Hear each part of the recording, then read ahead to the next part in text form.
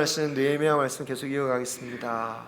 하나님께서 구원받은 성도들을 이 땅에서 살아가게 하시는 목적이 있다면 이 땅에도 하나님 나라를 이루시기 위함이라고 할 수 있습니다. 마귀는 이런 하나님 나라를 세우지 못하도록 마지막 날까지 도발한다고 했죠. 오늘 말씀은 그런 마귀 활동이 얼마나 끝까지 이루어질 것인가, 그것을 보여주고 있습니다. 이제 거의 예루살렘 성벽 공사가 성문을 제외하고는 다 완성되었습니다. 성문 다는 것만 제외하고는 다 빈틈이 다 메꿔졌어요. 하지만 그럼에도 불구하고 대적은 포기하지 않습니다. 이제까지 비방전도 실패했고 기습 공격도 실패했지만 이제는 작전을 바꿔서 지도자 느헤미야를 해치려고 할 작전을 세워요. 그들은 느헤미야에게 사람을 보내서 중간쯤에 있는 오노 평지에 있는 마을에서 만나자라고 합니다. 유인해서 암살할 계획이죠. 하지만 그들의 속셈을 너무나도 잘 아는 느헤미야는 거절합니다. 내가 이렇게 큰 공사를 벌여놓았는데 어떻게 가겠는가? 나는 도저히 갈 여력이 없다. 거절하죠. 이후에도 대적들은 4번에 걸쳐서 더욱더 요청합니다. 하지만 느헤미야는 요지부동 계속 똑같은 이유로 거절했습니다. 그러니까 이번에는 봉하지 않은 편지를 다시 보냅니다. 봉하지 않은 편지를 보냈다. 이것은 편지의 내용을 일부러 노출시키기 위함이죠. 만약에 노출시키지 않았다 할지라도 그 편지를 받아본 사람은 이 편지의 내용에 따라서 이 내용이 혹시라도 노출되었을까 봐 불안하게 만드는 그런 역할을 했다고 볼 수 있습니다. 그 편지에는 느헤미야에 대한 모함이 가득했습니다. 지금 온 세상에 너희들 유다인들이 반역을 위해 그 성을 쌓고 있다라는 소문이 쫙 퍼졌다. 또 느헤미야가 자신을 유다의 왕으로 선포할 예언자들을 임명하고 있다. 그래서 예언자들을 통해서 왕인 것처럼 행세하고 있다라는 거예요. 그리고 이 일이 페르시아 왕에게, 바사 왕에게 보고될 것이니 억울하며 만나서 해명해봐라 라고 한 거죠. 이러한 모함은 메시아에 대한 예언을 교묘하게 왜곡해서 만들어낸 것이었습니다.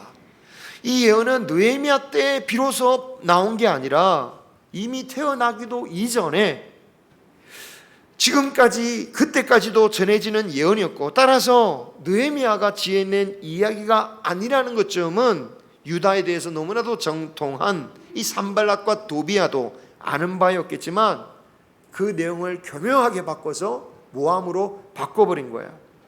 말씀을 교묘하게 바꿔서 왜곡하는 게 마귀가 잘하는 짓입니다. 그런데 느헤미야도 어쩌면 이런 오해가 있다라는 것을 어느 정도 알고 있었던 것 같아요. 그래서 대단히 조심하는 모습이 느헤미야 2장에 나와요.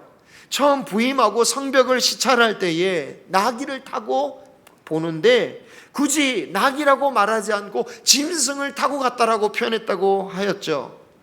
왜 그랬냐면 스가랴 선지자가 예언한 바가 있기 때문입니다. 우리에게 오실 왕은 나귀를 타고 오실 것이다. 바사, 그 페르시아의 높은 신분의 사람이 총독으로 와, 유대인이 나귀를 타고 온다. 그걸 또 기록까지 한다면 이게 잘못하면 메시아로 자신을 꾸민다라는 오명을 씌울 수도 있고 오해가 받을 수 있기 때문이었던 것이죠. 이렇게 조심스러워한 이 부분을 모함해 버리니까 그 편지를 받는 순간 느헤미야도 두려운 마음이 들었을 것입니다. 혹시 이런 가짜 소문이 바사왕의 귀에라도 들어간다면 아무리 자신이 총에 받았다고 한지만 위험할 수 있는 거죠. 이 권력이란 게 그렇지 않습니까? 이 로마 시대 특히 그 보면은 아무리 가까운 가족이라도 형제라도 심지어 자식이라도 자신에게 위협된다 싶으면 가차 없는 게 권력의 속성입니다. 하지만 느헤미야는 마음을 굳게 먹고 답장을 보냅니다. 이런 말은 다 사실이 아니고 너희들이 다 지어낸 이야기일 뿐이다 라고 보내죠. 그리고 느헤미야는 자신이 해야 할 일에만 집중했습니다. 여러분, 주의 일을 감당할 때 억울한 이야기나 모함을 들을 때에 정말 느헤미야처럼 개념치 말고 우리의 일에 충실하기를 바랍니다.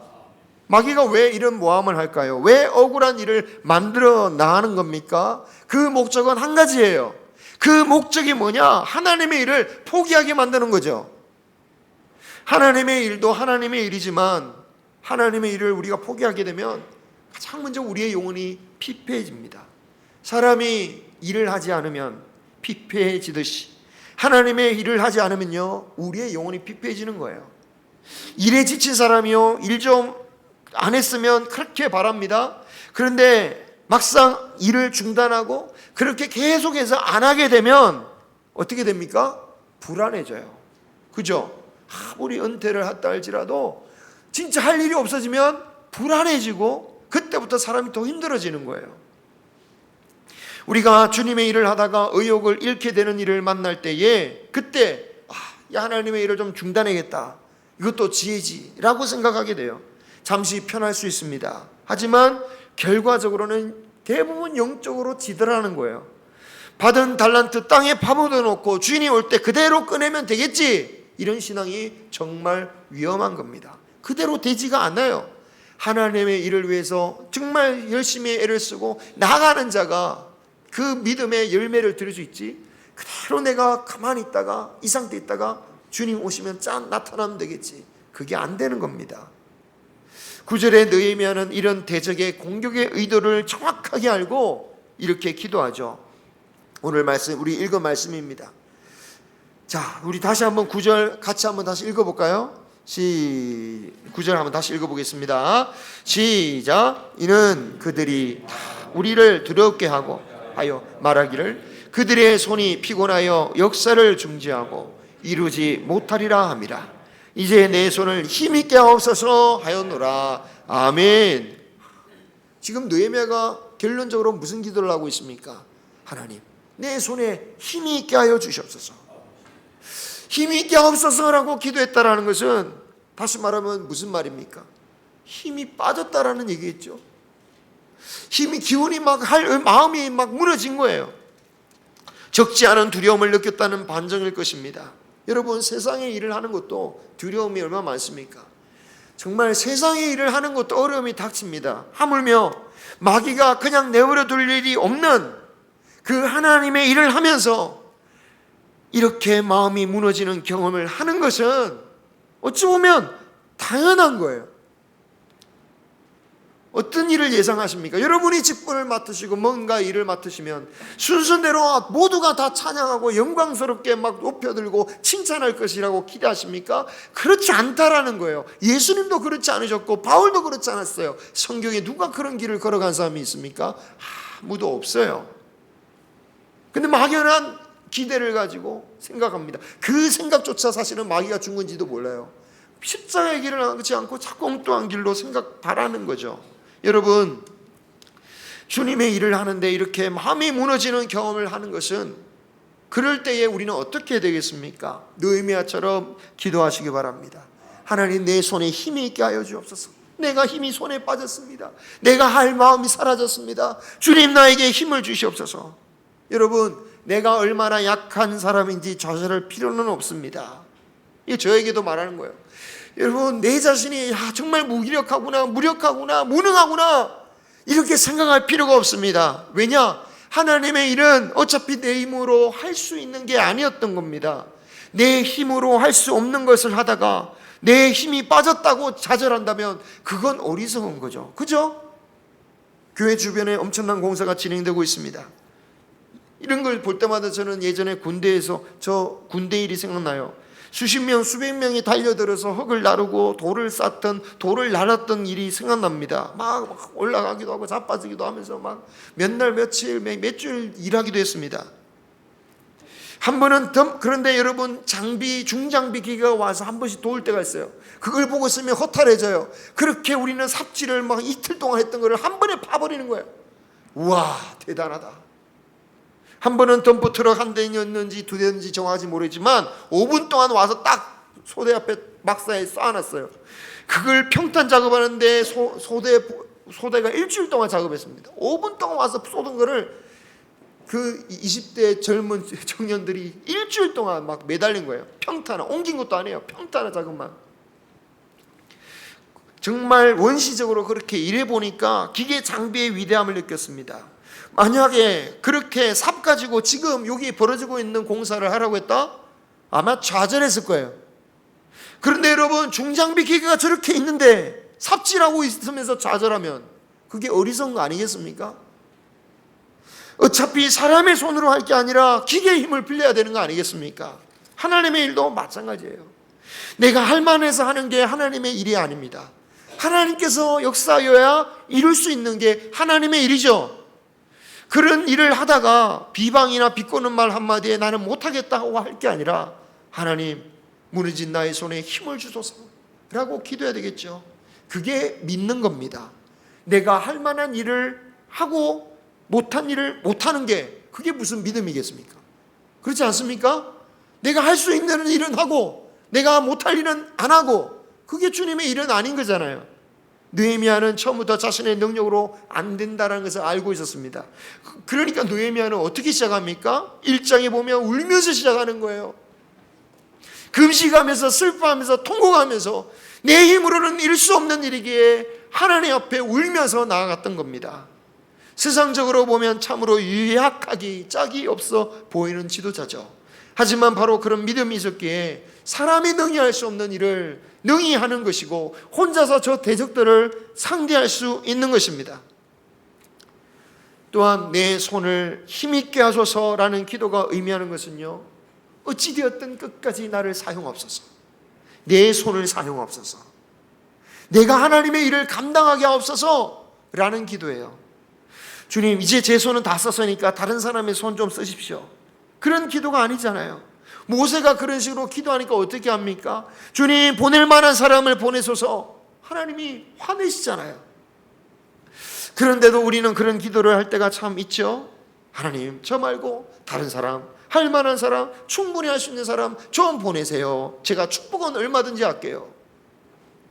여러분, 우리가 믿음으로 살려면 무슨 일을 하든지, 심지어 그 일이 교회와 상관없는 일반적인 일을 한다 할지라도 사실은 반드시 믿음의 싸움을 하면서 살아가야 되는 존재가 우리들이라는 것을 기억하시기 바랍니다. 더군다나 주님의 일을 하면서 누구든지 반드시 치열한 싸움을 하게 되어 있다는 거죠. 그 싸움을 포기하는 건요, 믿음을 포기하는 것과 같습니다. 그래서 믿음의 싸움에서 도망치지 말아야 됩니다. 내가 두려움에 빠지고 내 손에 힘이 빠지면 우리는 느헤미야처럼 내 손을 힘있게 하옵소서 기도할 수 있는 저와 여러분이 되기를 소망합니다. 그리고 우리도 다른 사람의 손에 힘에 빠는 일을 하지 않도록 바랍니다. 그래서 누가 좋아하겠습니까? 다른 사람의 손을 힘을 빼가지고 좋아할 사람은 대적 마귀밖에 없다라는 거 기억하시기 바라요. 자, 이렇게 느헤미야가 굳건하게 버티니까 대적들은 또 다른 간교한 방법을 사용합니다. 10절 이하를 보면 느헤미야가 스마야라는 사람을 신방해요. 도무지 집 밖으로 나오지 않는 사람이었습니다. 그래서 자세히 소개합니다. 무헬다벨의 손자였고 들라야의 아들이며 스마야라는 사람이었다고 소개하고 있습니다. 이 대화를 통해서 유추해 볼 수 있는 것은 이 사람은 제사장과 같아요. 그리고 선지자로 추앙받던 사람 같습니다. 그런데 스마야가 느헤미야 찾아온 느헤미야를 보더니 이런 얘기를 하는 거예요. 우리의 대적들이 자객을 보내어서 당신을 지금 죽이려고 하는 걸 죽이려 하고 있습니다. 그러니 하나님의 성전에 같이 들어가서 숨고 출입문을 닫아 버립시다. 여러분, 이 스마야를 소개할 때에 그가 얼마나 신앙의 정통의 가문이라는 걸 소개하고 있어요. 무헬다벨의 손자라고 했는데 무헬다벨이란 뜻은 하나님의 은혜를 주신다는 뜻이고요, 아버지 들라야의 이름은 여호와께서 구출해 주셨다라는 뜻입니다. 스마야라는 이름은 여호와께서 들어주셨다, 그런 뜻이에요. 누가 봐도 믿음의 집안입니다. 하나님의 사람입니다. 이렇게 선지자와 같은 사람이 느헤미야를 걱정하면서 성전에 숨자고 하니까 얼마나 고마운 일이냐. 인간적인 생각에서는 굉장히 고마운 말 아니겠습니까? 나를 위한 마음이잖아요. 그런데 느헤미야가요, 그 거절합니다. 그 이유를 11절에 이렇게 말하고 있어요. 먼저는 나 같은 자가 어찌 도망하느냐. 나 같은 자는 무엇을 말합니까? 자신은 하나님께서 보내사 예루살렘 성을 재건할 사명을 주신 자며 또한 백성들을 지키고 보호해야 할 백성들의 지도자인데 나 같은 사람이 숨어버린다면 어떻게 되겠냐라는 거예요. 하나님이 주신 사명과 자신의 정체성을 생각하지 않고 오직 사람의 생각으로 자신의 안위만을 생각하는 것, 그게 누구의 생각일까요? 사단의 생각이에요. 베드로가 그런 야단을 맞았잖아요. 예수님께서 십자가를 지러 가신다고 하시니까 베드로가 사람의 생각으로 예수님 그 길로 가면 반드시 곤란을 겪게 될 텐데 그 길로 가면 안 됩니다라고 말하니까 예수님이 그에게 너는 왜 사람의 일을 하느냐 이 인간아 이렇게 안 하시고 뭐라고 하시죠? 왜 사람 일을 하느냐 이 사단아 물러가라 하잖아요. 사단아라고 표현하세요. 과장된 말이 아닙니다. 과장시켜서 예수님께서 사단이 아닌데 과장으로 말씀하시는 게 아니에요. 사단의 생각에 놀아나고 있으니까 사단아라고 말씀하신 거예요. 하나님의 일은 생각하지 않고 자신의 안위만을 생각하고 주의 길을 가지 않는 것은 사단의 길, 심판받는 길이다라는 것을 베드로에게 명백하게 말씀하신 거예요. 느헤미야가 숨는 것은 자신을 보호하는 게 아니라 자신의 정체성을 망치는 길이었던 거예요. 자신을 파괴하는 일이었던 거예요.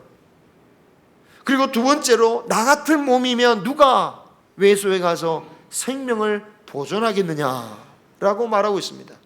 나 같은 몸이다 라고 말한 것은요, 자신이 성전에 들어갈 자격이 없는 사람이라는 것을 말하는 거예요. 성전 내부는 누구만 들어갈 수 있습니까? 오직 제사장만 들어가는 거예요.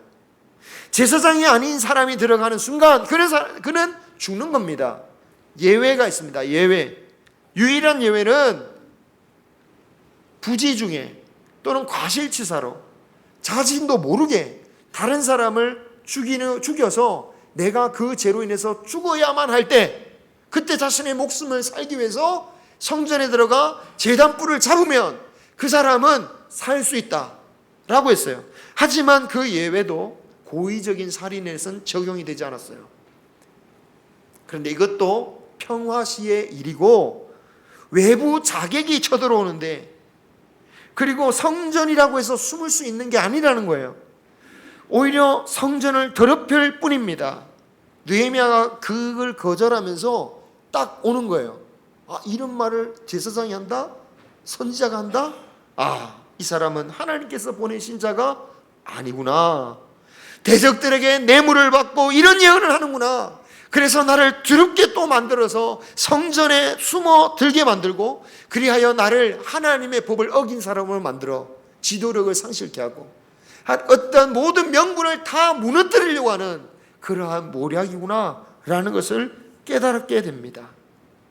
그런데 14절에 보면요, 이렇게 선지자 노릇하면서 자신을 공격한 자들이 여러 명이 있었다는 것을 보여줘요. 여호와와의 만남이라는 뜻의 이름을 가진 노아디아라는 여선지자, 그리고 또 그 밖에 선지자들이 나를 두렵게 하려고 했다고 기록하고 있습니다. 그리고 그들을 기억하여 주시옵소서 하나님께 기도하는 거예요. 여러분, 세상을 알면 알수록 제가 세상을 알면 알수록 정말 성경에 나오는 악한 그런 사람들, 이런 악한 사람들이 정말 여전히 세상에 활동하고 살고 있다라는 것을 느끼게 되면서 괴로움을 느낍니다. 예전의 이야기만이 아니에요. 먼 얘기도 아니고 우리가 될 수도 있고 제가 될 수도 있다라는 거죠. 또 그런 사람들이 뉴스에 자주 언급될 정도로 인기가 있고 따르는 사람들도 참 많습니다. 정말 정신을 바짝 차려서 말씀을 교묘하게 악용하여 간증하는 것처럼 하면서 자신을 내세우고, 간증하는 것처럼 하면서 자신의 배만 채우려고 하는 사람들을 절대로 따라서는 안 됩니다. 오직 하나님의 나라를 쌓는 일에 우리는 전념해야 됩니다. 이런 일을 겪으면서 느헤미야는 어떤 마음이 들었을까요? 주님의 일을 위해서 그렇게 애쓰는데 대적뿐만 아니라 안팎에서 자신을 괴롭히는 거예요.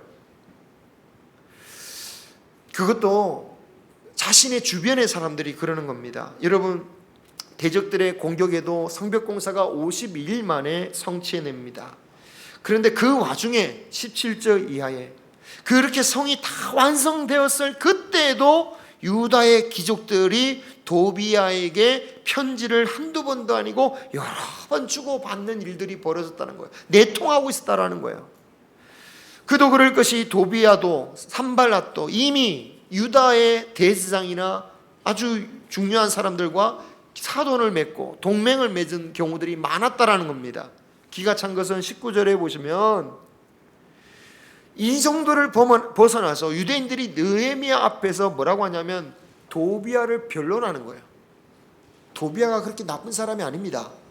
그 사람도 좋은 일 많이 합니다. 도비야의 선행을 말했다라는 거예요. 잘 모르셔서 그렇지 알고 보면 도비야도 정말 괜찮은 사람입니다 라고 했다는 거예요. 그렇게 그 느헤미야와 한 말을 어떻게 하면 이렇게 주고받는 이야기를 나중에는 또 도비야에게 전해주는 거예요. 도비야에게 전해주면 도비야는 그 말을 듣고 어떻게 합니까? 그 말을 건수로 삼아서 또 협박 편지를 보내는 거예요. 네가 이런 말 했지 이러면서 편지를 막 보내는 거예요. 기가 막힌 일이죠. 과연 누구를 믿고 누구와 함께 할 수 있을까라는 외로움에 들었을 것 같습니다. 그런데 여러분, 하나님의 일을 하면요 이런 외로움을 느낄 때가 있을 수밖에 없습니다. 중요한 것은 이런 와중에도 느헤미야는 낙심하지 않았다라는 거예요. 주님의 일을 하면 반드시 마음에 아프게 하는 일들이 벌어지는 것을 기억하십시오. 세상 일도 그런데 마귀가 대적하는 일에 그런 일이 없을 거라고 누가 그렇게 말씀을 하시겠습니까? 그죠? 물론 다 그런 건 아닙니다.